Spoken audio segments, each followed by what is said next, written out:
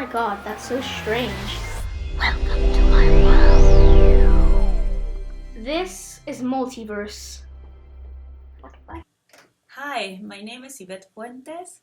Welcome to my channel Multiverse. Today I have a very special video for you. I recorded it when Roger Penrose was visiting my group here in Nottingham. And we're talking about gravitational waves, their discovery by LIGO, some controversies around it, and some solutions or ideas that Roger is putting forward with respect to that.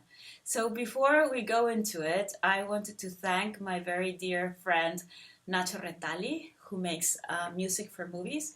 He made this small piece of music especially for my channel, so I could use it as an introduction.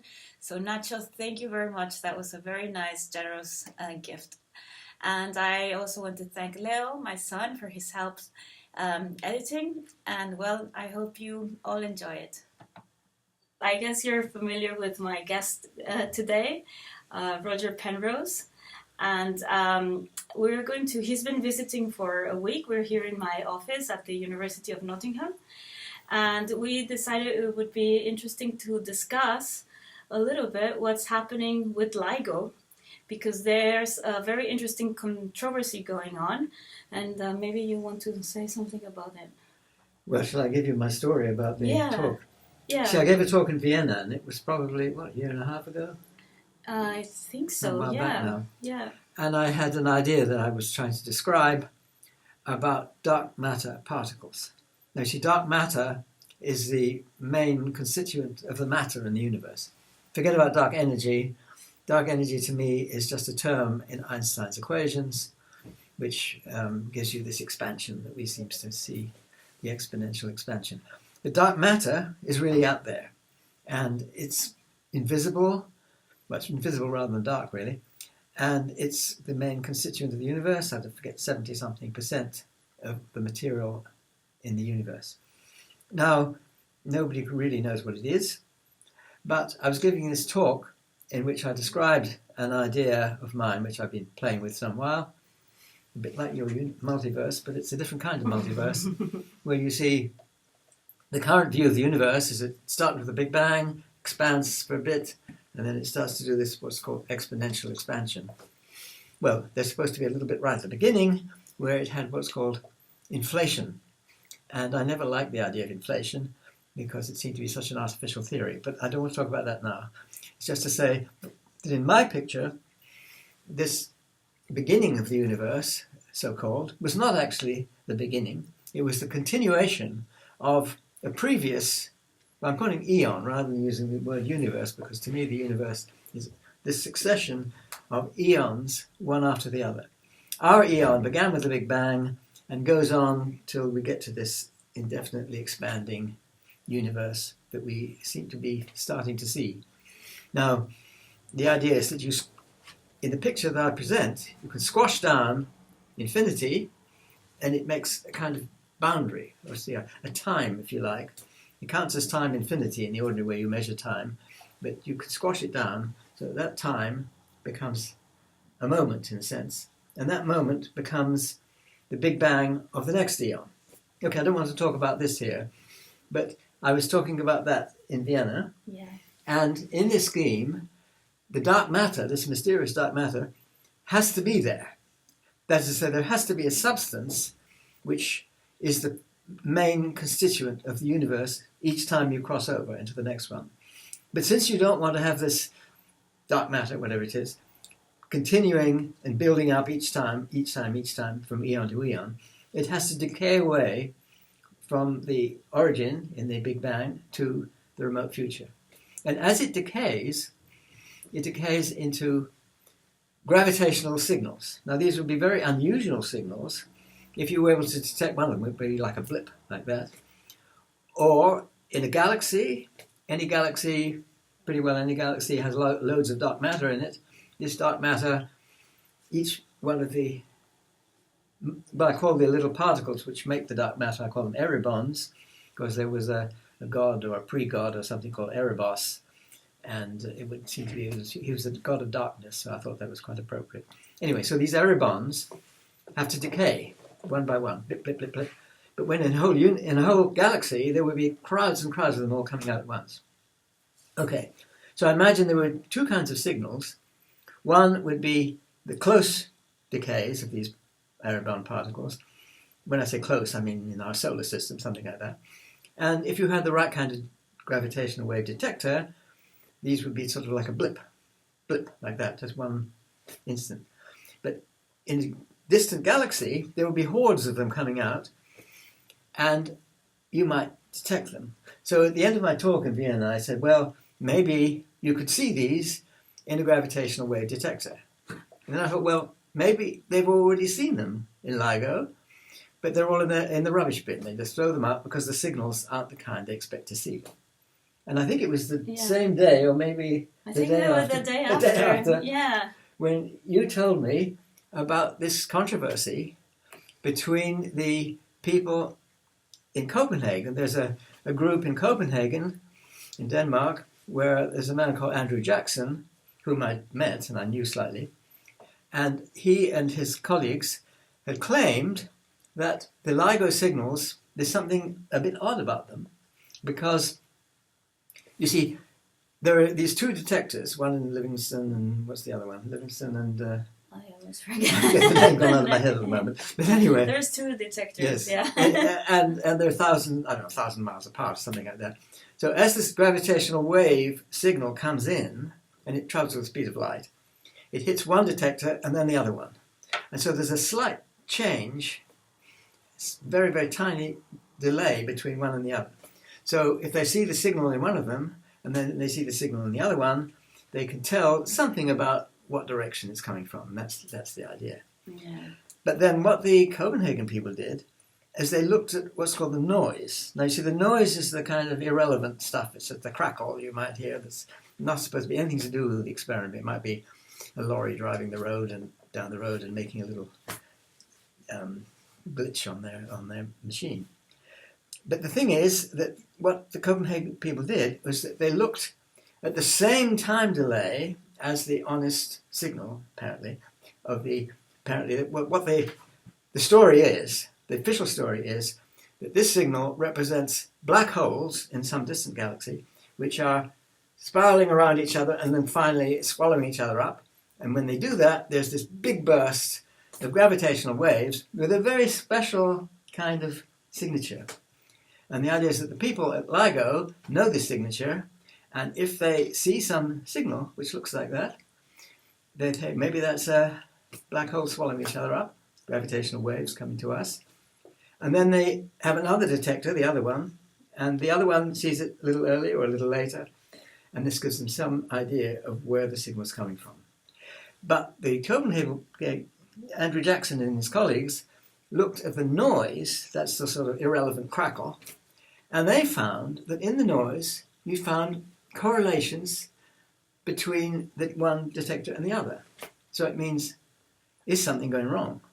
And I think all this controversy that's going on is the Copenhagen people are sort of saying, well, maybe there's something wrong with the LIGO detection, and after all, and that created tension, no? Because yes. on one side, well, the LIGO consortium are sure that they detected gravitational waves, That's right. while the Copenhagen people are also a group with a very good reputation, and they're also very certain that they've done the right analysis, but of course their conclusions contradict, and that has generated a lot of tension. A lot of very bad feelings. But Roger has some idea that could somehow bring peace, and that's why we wanted to make this video, because the thing is that the two groups, in a sense, could be right, and those correlations that are observed in the noise could be something much more interesting. Yeah. They could correspond to actually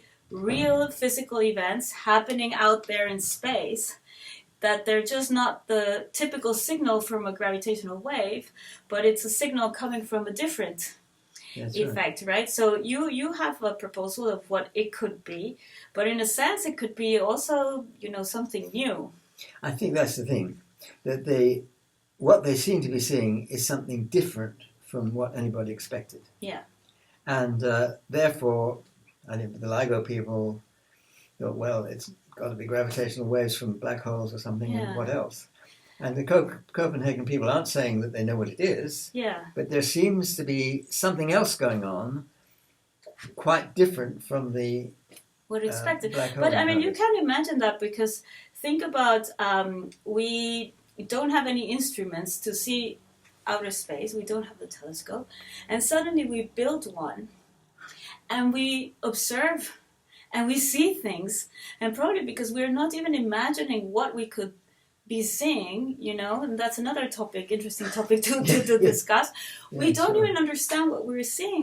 Maybe we're seeing, I don't know, a galaxy, but this does not fit with our ideas of what would be out there, It's so we certainly don't something different. understand what we're seeing. And you can think about the same thing with a microscope, in which we would be, we construct a lens and then we look into that, and we also didn't have ideas that, I don't know, bacteria could exist, and we see these things that look alive, Little and we're creatures, like, yeah. we don't understand that either. Yeah. So I think that it's amazing that now we can, for the first time ever, get signals and information about the universe through gravity, but we have to kind of admit, and that we are at that stage in which we just put the telescope out there for the first time, and that not all our predictions are to be, you know, sort of Which you already know. known, and that there might be a lot of stuff going out there Sure. that we don't Well, that's know. why your ideas about detectors could well come into their own, because that's Maybe, yeah. you have a different angle on it. You're Yeah. not specifically looking for what LIGO's looking for. It's Yeah. just a more general question. But anyway, this controversy. So what's the story? So you were giving your talk, Yes. and you said that this could be happening, and that maybe LIGO was. Well, bad. she could have thrown it out into the rubbish bin Yeah. because it was not of interest. to me. Yes, but then on Facebook I saw, you know, the controversy arising a lot from Sabine, Yes. who made a blog about it, and so on. Yeah. And then I told you, look into that, and you thought that the signals looked very much like what you were expecting them to look like, which are very sharp, sort Well, of the two kinds signals. of things, which apparently they're both a puzzle. Yeah, With sharp, instantaneous blips. But then the other thing would be some kind of a randomish kind of signal due to huge numbers of these decays going on in some distant galaxy. yeah, And it would be the second thing which maybe the Copenhagen people have picked up. Because whatever the black holes are doing, they're in the same galaxy. yeah, So if that galaxy is spewing out these Eribon decay signals, yeah, then you would get that with the same time delay as the actual event. yeah. But nobody sort of picked up on this, partly because I didn't have the theory worked out properly. Yeah, which which is was necessary. A good reason for But that. well, the controversy between the LIGO community and the Danish group became very. Oh gosh, I didn't realize it was going on still. Yeah. Yeah, so that's the new thing why we're making this video, right? Because somehow there was the controversy, but then there were new announcements of gravitational waves, and we assumed that just clarified the situation, that maybe there was something funny in this first event, and that then all the other events, I think there's been 5 so far, right? Something like that. So that the following events would just confirm that the LIGO detection was right, and so on. However, we were very surprised to see a few days ago or a week ago or so on that in the front cover of the New Scientist, this issue was raised again. And again, Sabine Hossenfelder read it and wrote a very interesting blog on it, and we just heard a podcast on it as well. And it turns out that there's been, in these next events, the Danish group has also analyzed the data, and they claim that they actually don't see the signal. Is that right? I think what they're saying is that let me just see in the LIGO project, they have this detector. What is it? 4 kilometers in 2 directions. Yeah. And the point is that they know what they're looking for. Mm-hmm. That is to say, black holes running into each other. And there's been a lot of work calculating exactly what kind of signal you would see from that. So they look very specifically for these signals and see all over the data, oh, there's one, you see. And what the Danish people are worrying about, quite reasonably, is that there might be all sorts of things going on, and with a huge number of different possibilities, just because it happens to match their signal, that may not mean anything. Yeah. Because you're already looking for, you know what you're looking for. It's basically, you know, if you're looking for crocodiles, you'll see crocodiles because that's the shape But you're in a looking sense, you can't do anything else, right? for. I think you're right. That's the trouble. That's the best you can do. It's the best you can do. Yeah. And I think they're probably right. You see, in a sense, I think they're so. both right. I think so. Yeah. So that's the thing is that we kind of feel that they're both right. I mean, Roger is excited because he thinks this could be connected to his, proposal, and of course, I would be very happy if that's the case. I'm excited because I think it could be something. That, hopefully that, but something else as well. Sure. Coming from out there. I mean, we can expect from such a new instrument and such a sensitive instrument to see the unexpected. I think that's so. the point, yeah. I think it would be nice if more people out there in the community would help by analyzing the data again and perhaps considering the possibility that there is something out there different that does not follow the same pattern of gravitational waves, but perhaps that could have some, like spikes like the ones that you're proposing. And I actually see it like a really exciting time, and maybe this controversy that's been a little bit painful maybe turns out to be on something very nice and unexpected and a deeper understing of our universe. As you said, it's a new window or whatever telescope if you like into the world, and you shouldn't have preconceived notions as to what you're going to see. Well, you can have a few, but you should be you should be ready to be surprised. I think that's the point. It's because Andrew Jackson and his company are arguing. Well, look, you have definitely know what you're looking for. I mean, you think that's what we're looking for, and if you see that, that's great. And if you don't see it, well, but they already have a preconceived notion of what they're looking for, which is the only way they can find it. Yes. So that it is, as you say, inevitable in the way that they suffer from this problem. Yes. So Roger, why not to finish? Why would you tell us, like, if you would invite other groups to make analysis? What do you think they should be looking for? Well, see, I with my biased point of view. Yeah, with your biased point of view. Well, I would say, look. You will see correlations for pretty well any galaxy. I mean, maybe it's got to be a certain distance away and a certain size and all that, but like the ones that they've already seen the correlations. And just take a time delay. That galaxy, what would the time delay between the different detectors be? For that galaxy, what would it be? And each of those, you try and see if the noise is correlated. Mm-hmm. And is it correlated more for a galaxy or not? I mean, nobody's done that analysis. Mm-hmm. I don't know that anybody has, apart from the Copenhagen people, have repeated what they... Well, I do know, actually. And that's what they were urging people to do, right? Because one of my colleagues, this is Christoph. Oh, yeah, you should say that. That's interesting, too. Yeah. And he looked to see if the Copenhagen analysis was right, and he said, yes, we see just the same effect. Mm-hmm. So it does seem that there is a signal in what they call the noise, which is probably a real signal. Yeah, that's exciting. Yeah. And I would say pretty well any galaxy big enough, not too far, or I don't know exactly. I mean, I need more parameters to see what to expect. I don't even know quite what to expect from my theory because there's some unknowns. Mm-hmm. But if they start to look, one could fix those unknowns. Exactly. Well, that's what you want to learn from the experiment, and then you want to have this interplay between theoretical predictions and then what you observe and go back. So again, going back to the microscope or telescope, you would have some very rough idea what to see in the microscopic world, and then you see things that you didn't expect, and then you have to go and do some theory of experiment. Leeuwenhoek, wasn't he? He just had a little lens and he saw all these creatures. Oh my God, that must be a scary move. I guess I don't know what I would make if I did something like this and I suddenly see something moving. It must be like a real shock. I guess so. Well, he thought he didn't have any idea that they caused diseases. I think it was He just thought they were lovely little creatures. Yeah, you know what would Which be most of them don't, you know what possibly. would be super Yeah. scary? I think that's better than the other way around. That you put a telescope like that, and then you see a big creature right out there, right? Yeah, well, maybe It's nicer coming with a towards telescope, us. like going towards. Yeah, Yeah, well, I think that's a bit unlikely. yeah. I think My so. theory doesn't No. say that. I'm just saying if that would have happened. Like, you know, I think we're lucky it didn't, and it's more in the microscopic world. Yeah. Okay, so I think we have some work to do. Okay. Yeah, I guess we do. Yeah. And no, I just wanted to thank you for doing this video with me. My absolute pleasure. That my No, son great, Leo yeah. will experiment in editing. Oh, I see. Oh, that's what he does. I Well, thought he was going to look at get one what? of your detectors and have a look at the sky.